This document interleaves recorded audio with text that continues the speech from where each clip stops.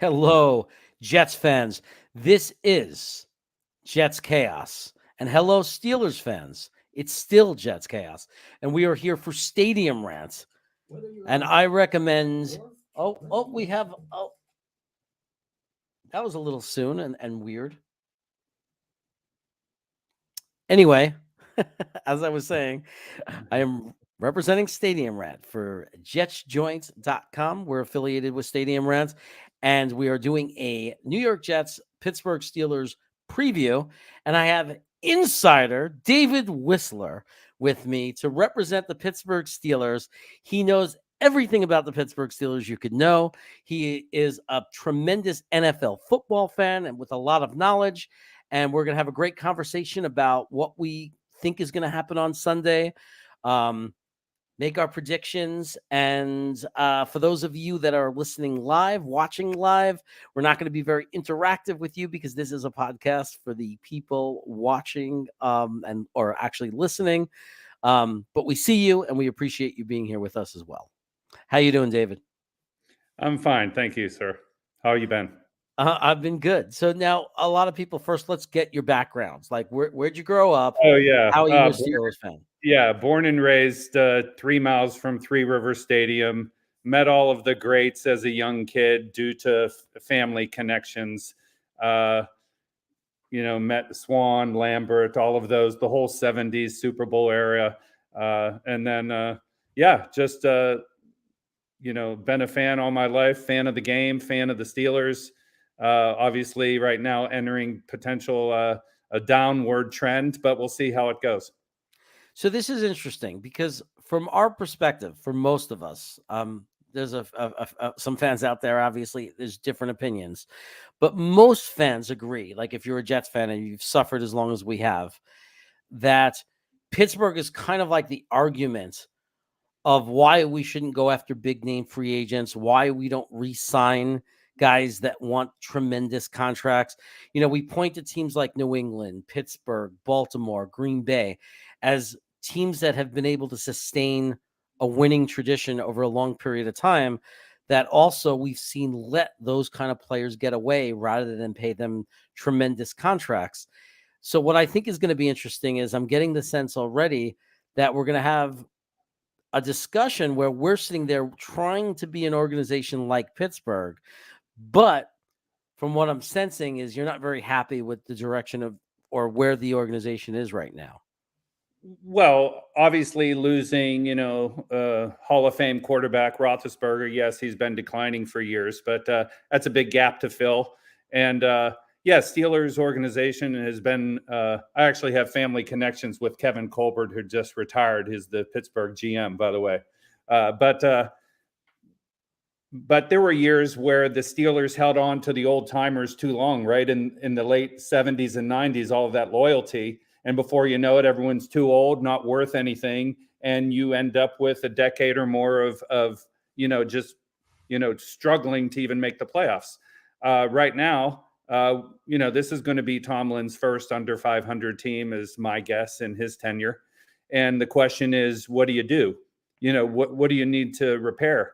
We have an offensive line that's just really needs more depth, more strength. And so the question is, like you say, the loyalty, like who do you sign, who do you don't sign? Another question is who is valuable that you let go for the future's sake? Right. The Niners let go of Montana. They had Young in the wings, but they let go of Montana. They let go of Ronnie Lott to the Jets, actually, maybe. Ronnie Lott went to the Jets. But valuable players, while they still had value, Montana actually beat the Steelers as a chief in the playoffs, I think, in that first year where he was a chief. Those are the hard decisions that need to be made by a GM, is if you see your roadmap and see your likelihood of success and say, okay, what is our core? Who are we going to be able to retain? And what do we need to let go to solidify our future, potential? Mm-hmm. So for me, like just getting into details, like, do you get rid of I don't know what you can get for a number one wide receiver these days, but like Claypool and Dante Johnson for the Steelers, they're tremendous. But we need an O-line. Do you realize the Steelers' longest run this year is an 11-yard run? Wow. And that's very off of what we've seen for the past 20 years or 15 Well, years. that was the identity. And I actually, you can change your identity. You have to be able to change your identity based upon the talent you have. If you try to mold to an identity as an organization when all of your talent says we have people that can catch the ball on the outside, how much do you run the ball? But at the same time, you need to be able to run the ball. Actually, you should know that better. I looked up some stats for the Jets in preparation of this. You guys have 10 rushing first downs so far. Only 10. You've outrushed the Steelers per game, but you only have 10 rushing first downs compared to like 40 or 50 passing first downs. And what's amazing is we took the 49ers scheme, like our coaching staff brought over the 49ers offensive and defensive scheme, and our entire offense was supposed to be built around the run and then setting up play action passes. And our running backs average per carry is actually very good. It's actually good. You have two that are over like 40 or 50 yards a game, like near 40, right? Yeah, I think 5.2 per carry for Michael Carter and 4.8 or something for Breece Hall per carry. The issue with the Jets has been we've been behind. So we fall behind and then we abandon the running game because we're behind.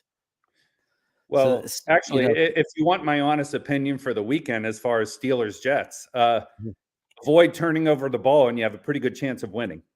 The only reason the Steelers have a win is because they got 4 early picks to Cincinnati, and we still should have lost if it weren't for a blocked extra point. So if you avoid the turnover, I think you guys are very negative in turnovers, right? Excuse me. Yeah, we always are. Your rushing offense and you beat Pittsburgh in every category except points. You're scoring less points per game and giving up more points a game, even though every defensive and offensive rushing and passing statistic is better. And I don't know the details, but I'm guessing it comes down to turnover ratio. Well, we definitely have gotten hurt by turnovers, but also, and my biggest concern, and we talked about this before the show, is the coaching. We are having a big issue right now with, and it's interesting because you alluded to it before about adjusting to what you have. And our coaching is the exact opposite. They absolutely refuse to, specifically on the defensive side, they absolutely refuse to adjust the scheme and what we're doing on defense. They're absolutely insistent. It worked in San Francisco. It'll work here. And they are not adapting and adjusting. And they've done little things people have pointed out, but overall, pretty much they're defending. This is the scheme. We're not going to abandon our principles, but we're getting eaten alive on defense. And just to give you an idea, a lot of Jets fans are agreeing that our defense actually looks like we're playing a prevent defense the entire game. Yeah. What that tells me, I haven't watched a lot of Jets this year yet, but what that tells me is they realize they're in development mode for the future, and they're developing a scheme, and ultimately the GM is going to prepare the team for success in using that scheme. And now you're having learning pains. It's like playing a 4-3 defense, like the Steelers steel curtain for years played the 4-3, the steel curtain, but then you ultimately go to the 3-4 and all of a sudden you don't have the right personnel anymore, to have those linebackers that can both blitz the quarterback, but then drop in coverage kind of thing. So it's almost like they're kind of, that decision-making tells me they're already conceding this season in preparation for another year of experience for your QB when he comes back, which is this week, I think. It's funny. Yeah, it is. He's due to come back. You actually would be the perfect counselor for Jet fans. And they're Jet fans that are going to get mad at you for being positive. It's crazy because what I'm thinking as you're talking is, oh my God, I need you in my life to calm me down because what you said makes so much sense. And I have said it before, last week, we all jumped over a cliff. But we were saying last year a lot. So I was saying, and some of my friends and other Jet content providers were saying, hey, what we're doing is we're putting in a system and we're sticking to the system and fitting in the right people to the system. And then that's how you get like that next guy up mentality. You know what I mean? You're able to bring the next guy up because you have a successful, efficient, working like machine type thing, like a system. I think that a lot of us just lost patience, Well, I mean, and it's been a lot of years of pain, right? So you want every year there's hope. And if they believe in their scheme, what you're saying, like it seems like a prevent. For years, the Steelers, like New England with Brady, dominated Tomlin. Why? Like we did not have the personnel to play man to man for years, and they would just do crossing patterns left and right across the zone, and there is no linebacker that is keeping up with any receiver, Amendola, whatever, like Tyreek Hill, the crossing patterns. He's more dangerous than the deep coverage, in my opinion, because no linebacker in zone is going to maintain with any kind of QB that can like look off a linebacker. So it might seem like prevent. They might just not feel they have the right speed at corner to play man to man. But whatever your scheme is, I played a lot of football through my adult life. Even you must change it up, play to play. Like I'm not a fan of like let's play zone every play because that's our scheme. I like the zone, the man to man. You must take away the best quarterbacks in the league pre-snap, or they're going to kill you pre-snap. You must conceal, you must change up, do the unexpected, whatever, and take what comes with that. I see a question about will Pickett being starting this season. Sorry, but I predict after the bye week at the earliest, New Orleans, I think it's week 9 or 10, I think he'll get some action unless they don't want to risk his future with a bad offensive line. Now, our curiosity is also, I mean, any Pittsburgh fan, how do you guys feel about the choice of Pickett? And do are you a believer, or is it too soon for you to tell? It's too soon to tell. I watched him a lot. I watch Pitt football. He's pretty good. Honestly, I think he's going to be better than Trubisky. That doesn't mean I think he should be starting yet. The quarterback confidence level is look at Herbert's confidence after a great first year. You need to start a quarterback on the best possible footing with confidence. Give them early chances of success. I think that comes where maybe after our bye week, we can go 2-2 with him, with New Orleans, and I forget one other win on the schedule. Early season, I thought the Steelers would be 7-10, but I'm thinking more like 6-11, or if we lose to the Jets, like 5-12.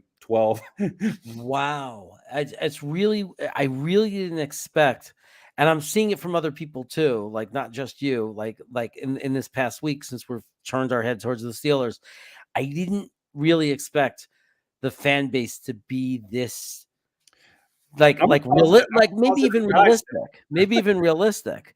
Like I don't know I don't know enough about the team. I mean, I know that obviously you're in a changeover with quarterback. You just look, and we could see some of what's going on, but I didn't know it was that low. I thought because of the defense, because I always consider the defense so strong. I know Watt is hurt. Who did we just lose for 4 games? We beat New England if he was healthy. New England, we had after 7 sacks and a couple picks against Cincinnati, we end up with, was it no sacks against New England? Even though our other Highsmith line outside rushing cornerback is doing pretty good. I think he has 3 or 4 sacks himself, but not enough pressure. Watt's a game changer. Not too many players are given like even deemed worth a half a point other than a quarterback in Vegas, right? Like you lose a player and you think, oh my gosh, they're gone, and all of a sudden the line barely changes by a half a point. So yeah, I don't know. This is actually going to be a closer game than I think people think. We'll see if the defense comes up with turnovers. Maybe your quarterback coming back will be rusty. It could come down to the rushing games, actually. The Steelers, again, our 2 longest runs of the year are by 2 wide receivers, like 16 and 18 yards. Our 2 running backs, one has an 11-yard run, the other has a 10-yard run, and that's it. Well, the strength of our team is the cornerbacks. Unfortunately, we don't have the safeties to complement them, but our 2 cornerbacks are spectacular. Well, your cornerbacks will look better in this game potentially because they might not need to worry about the run so much. If you have like a strong safety that plays run hard, I'm guessing you guys that is there. That's why our safeties are horrible against the pass, but one of them, he hasn't lived up to it. I don't know if you remember Whitehead from Tampa Bay. So we have him. So he's a good in the box safety. He's horrendous on pass defense, but we really have 2 great, we have Sauce Gardner, who's out of the box great, just like we thought and was hoping he would be. And so far he's been as advertised. And then we got DJ Reed that we took from Seattle, and he's been spectacular. So that's the strength of our defense. We don't get help from our safeties to defend the pass, though. But maybe you guys will use your top front 7 to stop the run this time and let the safeties focus on those receivers, and maybe they'll look better. Against a strong running team, the safeties have to make very quick decisions, right? You have to make a very quick decision as a strong safety about, do I come up? Do I help? Whatever the scheme is. You say it sounds like they play prevent a lot. I'm a big fan in a statistic called passes defended. I want that pass deflected, not caught with the solo tackle for the first down. Right. You guys give up a lot of passing first downs, most teams every do. third down. Yes, every third down. Actually, screen pass. You guys don't have a very good third down conversion on defense, and neither do the Steelers. So it's who can get off the field this weekend, really, as a defense, and pound the ball and ultimately wear down the front 7 and see who can break one from a run. I think it'll be a run that actually drives significant change in the game. A turnover or a busted, a longer run than normal for either team. Well, it's good analysis on what's wrong with our safeties, possibly, because when you consider who we played Baltimore, who's known as a running team. We played Cleveland, who has an incredible running back in two actually, but Chubb has been amazing. And then we play Cincinnati with Mixon. So we have been going up against really good, strong running backs and really strong just running teams in general. So that's really great analysis. That could be the explanation of why our safeties have struggled so much against the pass. How are they doing against the run? Are they coming? Are they getting like those tackles against the run? Well, LaMarcus Joyner is worthless. He doesn't do anything. But Whitehead is like, that's his strength. So yeah, he's had some big hits, and and that's the one area our defense has improved. Because we got Jermaine Johnson in the draft, and he's been better. He's a better container. So he's been containing the edge. He hasn't been getting the big sacks fans are dreaming about, but he is containing the edge on the run. So we do have a little bit of an improved run defense. It's been looking better. So there's a little bit of hope there. And it's like, how is Pittsburgh stopping the run is the real question. Well, Pittsburgh's pretty good at stopping the run, but very much worse than previous years. So this is the most vulnerable they've been. Yeah, and we have Minkah Fitzpatrick back there picking off passes, trying to be a ball hawk, like Polamalu type, kind of all over the field. So in the recent year or two, the run defense has really hurt, and I believe that started with the injury to our middle linebacker, Devin Bush, I think he was our first round draft pick 3 or 4 years ago, and then blew out a knee, gone, really lost a step on his way back. And we had another linebacker, forgetting his name, number 41 right now. His name's escaping me. But we need to improve the productivity from that middle position, the run stopping linebacker. So if we can do that, and stop the, any running games. But like you said, the Steelers are in the division with Ravens, the 3 games you mentioned, like all major. I can see those game planning for the Jets might have said, hey, safeties, like, let's not let them beat us with the run. Like err on the side of stopping the run. And maybe that opened up some, did you get beat over the top? Or, were they using Oh yeah. Well, the number one issue is we cannot stop a screen pass. I mean, if I was playing the Jets, I would literally call a screen pass every game, every play until you stopped it. Because we have it in 20 games with this regime. We have not stopped a screen pass. So I don't understand why everybody's not just screen passing and forcing us to stop it. And then when we finally stop one, say, okay, like we're done for now. I wonder sometimes why offensive coordinators don't seem to go back to plays that have worked. It's like they have this deep playbook, and like, let's say a screen pass works in the first quarter. Why are you not using that again at some time, maybe a different formation in the second quarter? Or like you said, like, take advantage, like the bread and butter, it's called, right? Like, go to your bread and butter or exploit that weakness. Maybe it's stopping the screen pass is normally like the responsibility of 1 or 2 people on the defense. And if that's a weakness in that defense, that's kind of why I thought Belichick was so good over the years of like beating Tomlin, is like exploiting the weaknesses of the defense. We didn't have the speed to play man-to-man. It was rare that we played it. So that just gives the pre-read snap that much room. I saw someone ask about our running back and like when he's going to break out, Najee Harris. I like him okay. I like him as a wide receiver. I feel like he's starting to dance too much when I think he could hit the hole harder. Our backup running back this year, I love how he hits the hole. I can see him getting the ball more. Forgetting his name right now. I'm sorry. I could look for it. But our secondary running back, I love how he hits the hole. He just hits it north-south, straight ahead with power. And he's had some good runs. He just hasn't had a lot of opportunity yet. Right.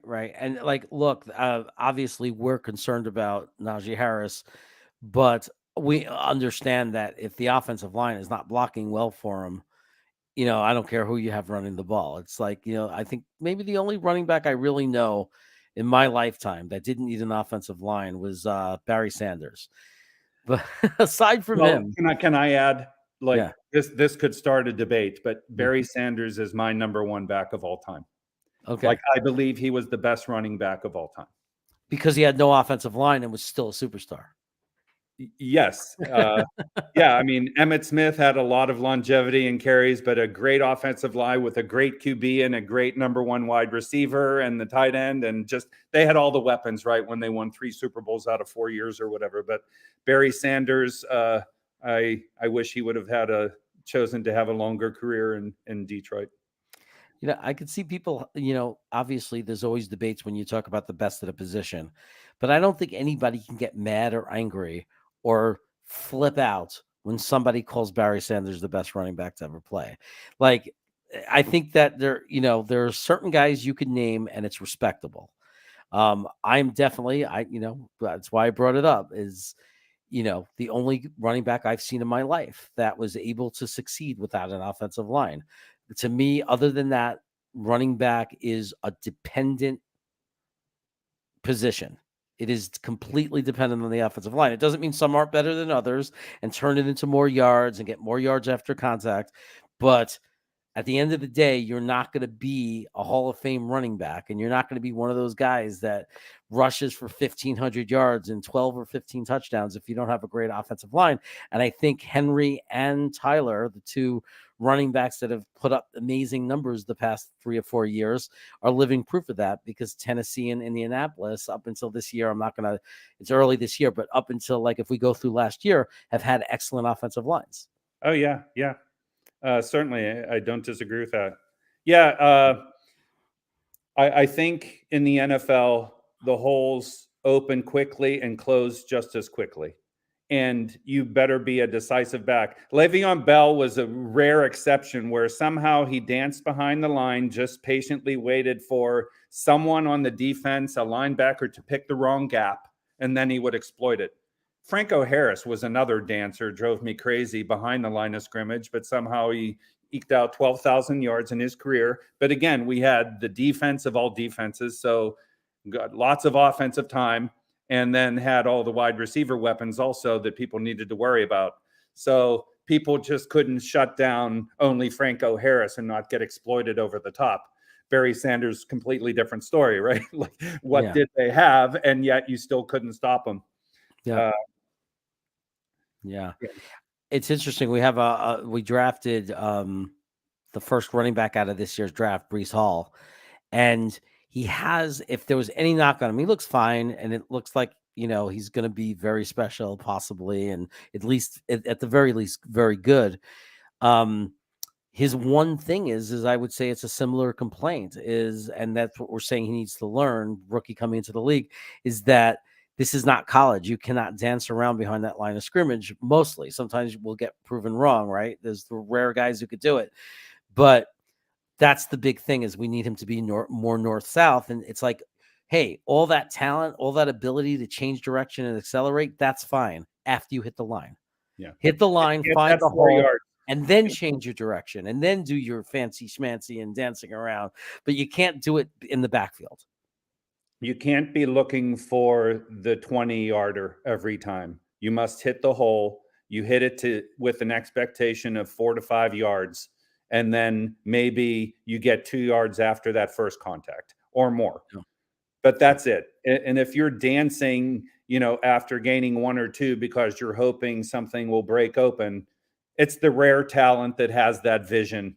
And then speed to stop and then restart with the speed of the defenses these days. I forget who I heard.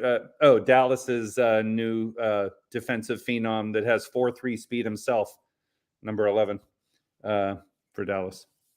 Diggs or no, Diggs is the. Excuse me.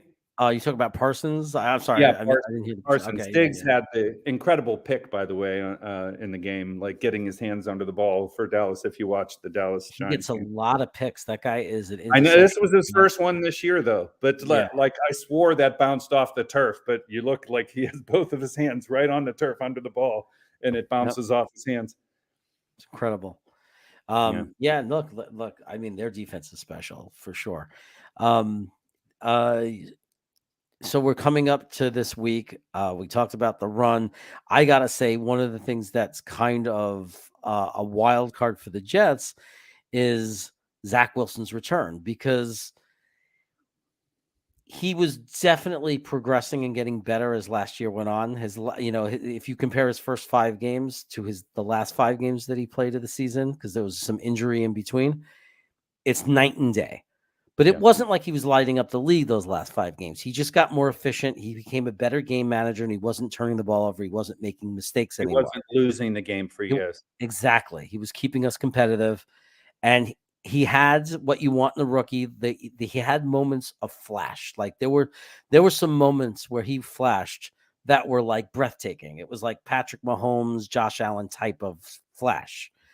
So obviously it wasn't consistent, but it was enough to say, wow, if he ever slows down the game in his brain and can go through his progressions and get rid of the ball faster and do all those things you have to do that are impossible to evaluate until you actually get to the NFL and do it, he could be very special because the talent is there. But the question mark for me is he hasn't had tons of practice.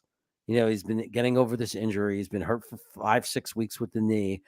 So I don't know how he's going to be the first game back. I think it is actually 100%. Do you know?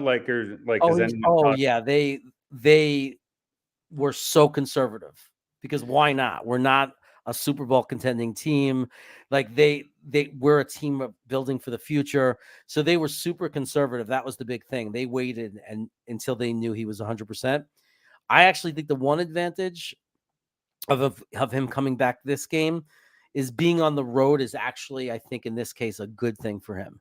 Well, it's also one of the only winnable games you have in the next 5 or 6. Let's be real. Like, sorry, Jets fans, but I'm the same way about the Steelers. Like, this is one of the only games Steelers are gonna be. Are we favored? Steelers are favored. Oh yeah, because you're at home. Because we're home. Because you're at home. Otherwise, that's an even game. Other than that, but tell me this about Wilson coming back. Are they going to let him be him? Are they going to have get rid of the ball fast? Is he going to be free from a coaching agenda to show that flash or reveal that flash? What they're trying to do is they don't want him to resort to scrambling too soon.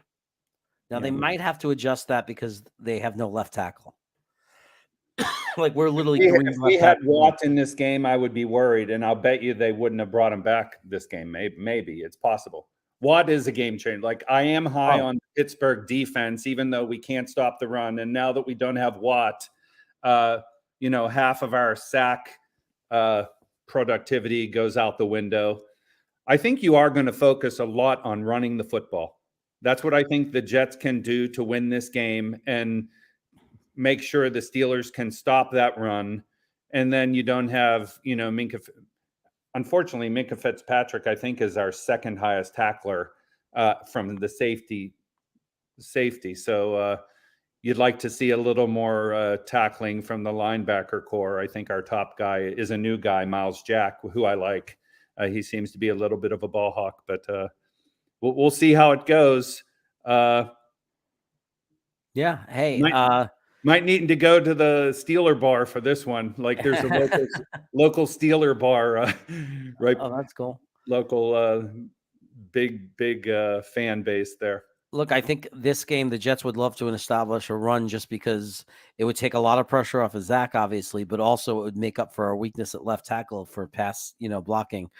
But honestly, I think that our coaching staff is trying really hard to make sure that Zach, last year, it felt like they didn't want him scrambling too much because they didn't want him to avoid his development in being a pocket passer. They believe he has the potential, even if he didn't have really good, elite escapability and good running game. They really want him, or it appeared that they want him to have that be a bonus, but not a dependency. They believe that he has the ability to be a pocket passer. They built that he's smart enough and has the arm talent to stand in there and be a pocket passer. And I think what they really want to see is that on most plays, he goes through the progressions. He's a pocket passer, but when he has to, and he does have a great sense of when guys are behind him, he's not usually a victim of strips, sacks or anything like that. He has a great sense of when he's in trouble. He's definitely, if he's elite at anything, it's escape. He escapes the pocket and then he runs really well. I just think, and I agree with it. They just don't want it to be his game. That's all he does. Now, with the situation at left tackle, I think they're going to roll him right. He likes to roll to the right. I think they'll let him do it a little bit more. And I think a lot of the fans want to see him go off script a little more because the best flashes we've seen from him is when he goes off script. Is he right-handed? Yeah. Okay, so Steelers will probably try to take that away. If one of his strengths is escaping, they'll probably try to make sure they're keeping lanes more from that side of the ball and just not allowing those escapes. There are different schools of thought about, when you talk about escaping, but they'd love him to stand in there and be a pocket passer. Like I told you earlier in the show about the thoughts on, using the scheme for the talent you have kind of concept. Think of the quarterbacks in the last 10 years that coaches tried to change them and they were no longer the same. Like Kaepernick. Kaepernick took the Niners to a Super Bowl, right? But some injuries and stuff, and all of a sudden, hey, stay in the pocket. Don't use, you're getting hurt kind of concept. I like what Lamar Jackson's did. Hey, now they didn't sign him to the big money yet, and that is the big differentiator. Mm-hmm. Once you have that $50 million quarterback, you do not want that asset being hurt, right? Yeah. But at the same time, wouldn't the game be a lot less exciting if Lamar Jackson was told, hey, stay in the pocket. We don't want you getting hurt. And he's converting himself to a Tom Brady, or all of the star quarterbacks with legs, Steve Young back in the day, Michael Vick, Mahomes now, like, he doesn't have necessarily the speed, but he can escape and extend. Even Roethlisberger was impossible to bring down and would extend plays. The Steelers wouldn't have been who they were with his without his size and ability to just avoid a couple hits or even take the hits and stay standing and then deliver a pass. So I'm interested to see what he does. I'll use that while I'm watching the game and see if I see his instincts naturally remaining in the pocket or escaping as an early thought. Coming back from an injury, that's another part of the process as a young quarterback is, will you have that same poise in that pocket when it sounds like he has that sense about, eyes in the back of his head, maybe from a weaker left tackle, like Highsmith is going to be coming off that corner to his blind side. And he's our highest sacks right now from the Steelers' perspective.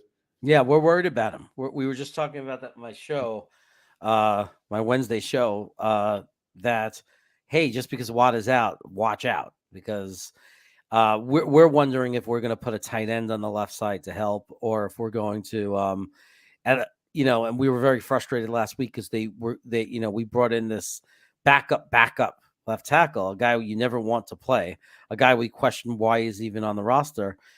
His name is Connor McDermott, and he's just not an NFL level tackle. And what was worse is we didn't adjust. Again, it's about the adjustments. We have great blocking tight ends. You didn't help. They didn't help him. They didn't. We were like, why aren't they putting a tight end with him? And he was blocking Hendrickson from Cincinnati. So you're putting him alone against Hendrickson with Joe Flacco, who's a statue at quarterback. Yes. Yeah. I mean, how did they not know that was a recipe for like doom? Yeah. I don't know. I don't understand why some of these just, I realize it's giving up a lot potentially, but when people are getting, 3 sacks in a game, like that top 5, or there's probably only 5 to 7 top elite sack game changers in the league. Why you do not dedicate even a running back coming out of the backfield that chips him. Yeah. Did you see the one chip that someone leveled a defender with the running back who's Tampa Bay's running back? No, Fournette. Yeah, Fournette just leveled somebody with a chip block. I don't know what Fournette weighs, but I think he weighed as much as the defensive player and just knocked him silly.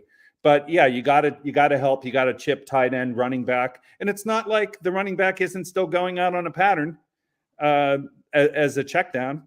So why not? I mean, lots of things can happen badly on a sack. Loss of yards minimally, injuries, turnovers, fumbles. It sounds like he doesn't have a fumble problem. But Flacco is a statue back there. We played him in Baltimore for years, of course, and he has a Super Bowl. But that was actually he had a great playoff run, that Super Bowl run. I must admit he earned that one. But it was mainly a Baltimore defense, of course. Of course. But no, he had some good runs. Look, he's a good backup quarterback to have. Unfortunately, the reason he's a backup and the reason why we think Salah's nuts, because he said, he could still start in this league. No, he can't, because he's a statue. And this is no longer a league where a statue is going to be okay unless they're at the top of their game and getting rid of the ball and 1-2 throw, 1-2-3 throw. Like, otherwise, no way. And Flacco is not. He's not Brady. He's not, he's not one of these elite guys who reads the place and quickly gets rid of the ball. He has a good, deep threat. He's a deep threat passer. He's still got that arm where he could wing it. But he's a good guy to have as a backup. He can, he did the job against Cleveland in that final drive when we got that miracle chance with the onside kick, and he was able to do that and run the offense. And that's all you could expect from a backup quarterback to be, a guy who gives you a chance, right? I mean, it's very rare that you're going to have a backup that you feel great about when they have to come into the game. Certainly. Yeah. Well, and how many quarterbacks go through all 4 or 5 progressions also, by the way? Like, nobody. Like, even Brady, he knows four progressions, but pre-snap, he's determined the top two that are likely to be getting the ball open based upon the play they have called with the defensive scheme he's seeing pre-snap. It's all about that pre-snap. And I, like you said, like you can't be a statue back there anymore unless you're just, you know what the defense is doing before they do. So all of those quarterbacks that are multi-talented are going to have success in this league for a long time. Staying injury free, of course. Yeah, absolutely. So what is your prediction for the game? Like, what are you thinking? Let's wrap up with some score predictions. Do you have any gut feeling of how this one's gonna be? I'd love to give it a conditional, like if the Steelers get a defensive touchdown, we'll win. But separate from that, I'm going to say somewhere. Well, by the way, just statistically, aren't we both somewhere in the 17 to 19 point range offensively?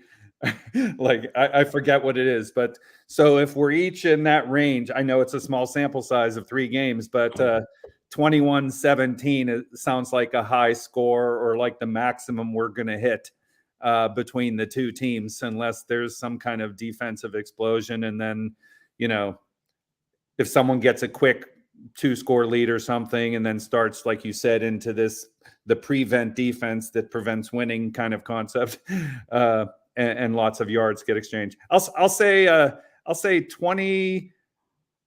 I'll go 20 because I see field goals more than touchdowns. We've been terrible in the red zone. I think we only have five touchdowns, and one of them is defensive. So I'll say 20 with 2 field goals and a defensive touchdown. 20 to 14 Steelers. Okay, I think that Trubisky's going to have probably his best game of the year, because it's the Jets. And we have been making every quarterback, no matter what their name is, look, like an all-pro quarterback.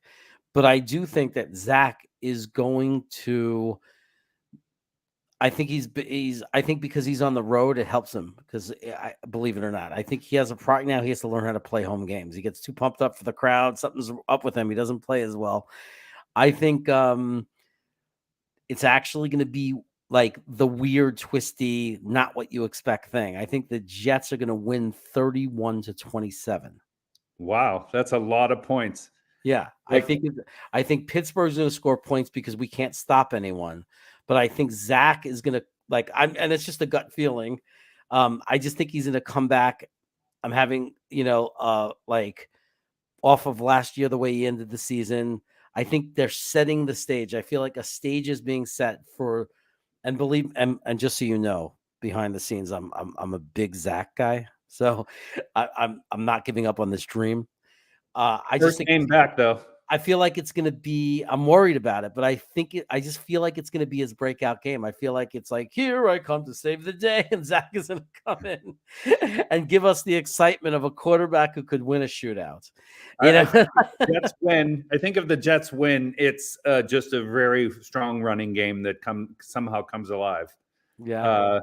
That's my Jets win prediction. That the Steelers run defense, if Devin Bush doesn't step up, and the other linebacking core, and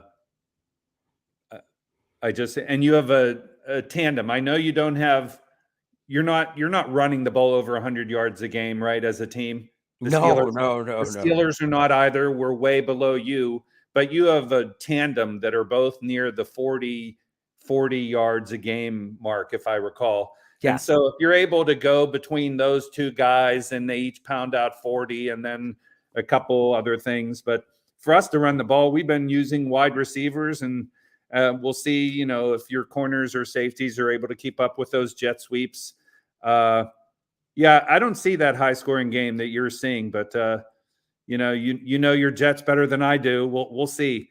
I just think because of our wide receivers, like I think Elijah Moore and Garrett Wilson, with a quarterback who can actually buy himself some time and move around a little bit, I think is going to be very, very hard to stop. I think we're going to finally, I think we've been feeling it. Like our offense is ready to explode, but we've been stuck with Flacco, and we just needed a quarterback who can move around a little bit, not just stand there. And I mean, it's just obviously I could be very wrong, and we're going to score. I just don't trust the 6 quarterback points. coming in for their first game of the season and being able to go through progressions. So Minka Fitzpatrick as a ball hawk is gonna make him go through those, and we're gonna see like, okay, are we gonna step in front of something, conceal stuff and show? And like I said, like part of my reason for thinking the Steelers might win is more of a defensive play. Our offense is inept. And by the way, you said Trubisky has not, like, people pound on Trubisky, Steeler fans, and they want Kenny Pickett right now. He has not been terrible by any stretch. We beat Cincinnati. That was a defensive win. The offense, I honestly think the offensive coaching calls and scheme were too conservative there. We should have beat New England. That was 17-14. Again, I just think the offensive play calling, I wish I could be king for a day and go in and open up this offense a little bit, because the Steelers have these wide receiver weapons. And if they're not going to use them, trade him for something like an offensive line and build that running identity again. Pick one. Try to win this season or build for the future. I'm okay with it. You just got to live and breathe. I know you guys have waited a long time. I just don't think this season's your season with the injury, number one. And you have a brutal schedule coming up compared to what I'm seeing so far from the Jets in 3 games, or the Steelers for that matter. We could both be 3-6 after 9 games. Oh yeah, no, we have a brutal schedule, and before our bye week, that we all recognize that. We said we were hoping if we had 3 or 4 wins, maybe we have a chance to win 8 games, because the back end of our schedule is very reasonable. But the reason I think it's going to be a higher scoring game is I think the Jets are under enough pressure where they're going to find a way to compete. And I think I'm telling you, as bad as you think your offense is, the Jets' biggest strength, the things that they're the most reliable thing about the Jets that you can take to the bank, is they're going to make the other team's offense look really good. Okay. Well, I'd like to see some more, in fact, I think ours is worse than yours also, but our average yards per pass attempt is like under 6. Like, that's pathetic. And so, again, I'm not blaming Trubisky for everything. I really think they're playing conservative with Trubisky and making like, okay, you're a game manager. You're not losing this game for us. We have this defense. Well, now we're missing TJ Watt. Our defense has been on the field forever. So we need better ball control, better third down percentage. We're like 30% on third down conversions. That needs to come up. We need to keep the defense off the field. And if Trubisky, can hit to, we have some speedsters, Dante Johnson, Claypool. If your safeties are as weak as you say, maybe we can exploit that somehow and get someone open that's on a safety and exploit that, and for a big pass play. We just haven't seen them yet. Yeah. Well, just so you know, I've never been able to predict the Jets to lose, no matter who they're playing. So it might happen when we play Buffalo, or even Miami. But it's not abnormal for me to predict the Jets are going to win. If somebody was actually holding a gun to my head, it might be a different story. But well, this is, if you're going to pick the Jets to win a game, as much as a Steelers fan as I am, this is the game. I think there's a legitimate shot, even though it's away. Again, the Steelers defense needs to come up with something, or the Steelers play calling offensively needs to open things up. I still think they're trying to develop that run identity, and we don't have the offensive line for it, at least with a pass play. I don't know if you've noticed. Well, you probably haven't watched a lot of Steelers yet, but they're moving Trubisky a lot, like immediately, because they know that he can't stand back there for like 3.0 seconds.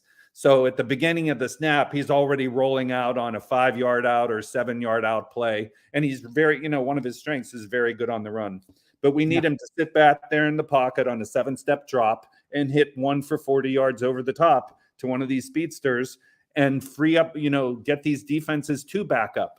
Maybe we will have success because you said the Jets seem to play prevent defense all the time. So That's maybe we make every quarterback you'll loosen up, and if you're going to play loose like that, maybe our tight end Freiermuth is a pretty good talent, good hands. Oh yeah. He won a couple games for us last year with some pretty amazing catches, but I like Freiermuth. I like Freiermuth a lot. I have him on 3 fantasy teams, so yeah. Well, I don't know if he's getting you many points right now with Trubisky in there and the current scheme, and our defense will make Trubisky look like Steve Young. We'll see. We'll see. It's that bad. It really is. I mean, unless they step up and have a great game. Every once in a while, the Jets do that, by the way. Like last year, we beat Tennessee and Cincinnati last year, as unlikely as that was. And we came within a whisper of beating Tampa Bay. Like we just made a horrible mistake and there was a miscommunication. Otherwise, we beat Tom Brady and Tampa Bay, and they were still playing for something. They were playing for, for playoff, positioning. So we do come up and surprise. It's unpredictable and you never know when it's going to happen, but it does happen. But for the most part, on the average day, we make quarterbacks look very good. Tomlin does play competition somehow. That's like a publicized thing. If the Jets are for some reason viewed in that light, for some reason, like he doesn't play well again, as a favorite against a dog often. So we'll see how it goes. Well, yeah, that'll about wrap it up. Thank you so much, David, for your insight. I appreciate it. I appreciate you coming on. Thank you for everybody that's listening live. And for those of you who listen to the podcast in the future, again, I'm Jeremy Cravat. I'm a contributing writer and podcast provider for Stadium Rant. We are and I represent the jetsjoint.com room for Stadium Rant. Stadium Rant covers all sports, all teams, all over the world. So go to Stadium Rant and find different sites for all your favorite teams. And we thank you, and we'll be back next week for previews and post games and all that good stuff. Again, thank you, David. Any last things you want to say to our listeners? Go Steelers. Well, hopefully some Steeler fans will hear this too. So, all right. Take care, everybody. And this has Thanks for having me on. You're very welcome. Bye, everybody.